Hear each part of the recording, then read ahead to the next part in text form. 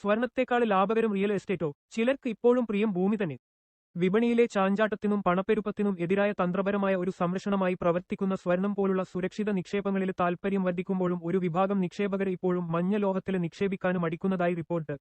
Liechtenstein ആസ്ഥാനമായുള്ള നിക്ഷേപ ആസ്തി മാനേജ്മെന്റ് സ്ഥാപനമായ ഇൻക്രിമെന്റത്തിന്റെ റിപ്പോർട്ടിലാണ് ഇക്കാര്യം ചൂണ്ടിക്കാട്ടിയിരിക്കുന്നത്.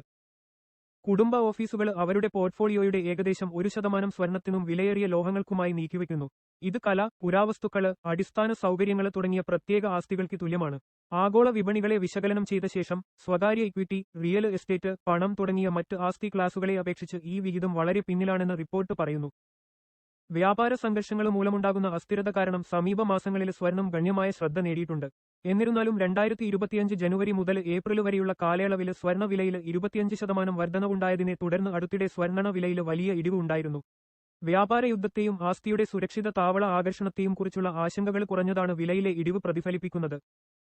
വേൾഡ് ഗോൾഡ് കൗൺസിൽ പ്രസിദ്ധീകരിച്ച ഡാറ്റ വൈകിയാണെങ്കിലും 2025 ആദ്യ പാദത്തിലെ സ്വർണ്ണ ആവശ്യകതയുടെ പ്രാഥമിക ഉറവിടങ്ങളെ സൂചിപ്പിക്കുന്നു. 2025 ആദ്യ പാദത്തിൽ നിക്ഷേപവുമായി ബന്ധപ്പെട്ട സ്വർണത്തിന്റെ ആവശ്യം വാർഷികാടിസ്ഥാനത്തിൽ 170% വർദ്ധിച്ചു.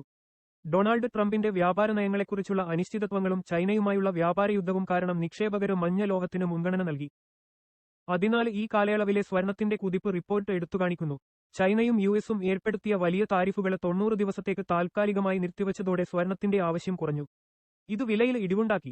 ഇന്ത്യൻ വിപണികളിൽ എംസിഎക്സിന്റെ ഔദ്യോഗിക വെബ്സൈറ്റ് പ്രകാരം ഞായറാഴ്ച രാവിലെ 11 മണിക്ക് 10 ഗ്രാമിന് 96,400 രൂപ ആയിരുന്നു വില.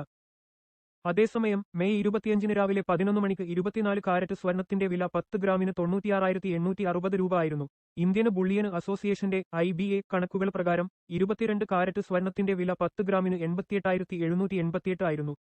വില കുത്തനെ കൂടിയതോടെ രാജ്യത്തെ സ്വർണ്ണ ഇറക്കുമതി തുടർച്ചയായി കുറഞ്ഞു. ഏപ്രിലിൽ രാജ്യം $3.1 ബില്യൺ സ്വർണം ഇറക്കുമതി ചെയ്തു. മാർച്ചിൽ ഇത് $4.5 ബില്യൺ ആയിരുന്നു. ഇത് ഉയർന്ന വില കാരണം ആഭരണങ്ങളുടെ ആവശ്യകത കുറഞ്ഞതിനെ സൂചിപ്പിക്കുന്നു.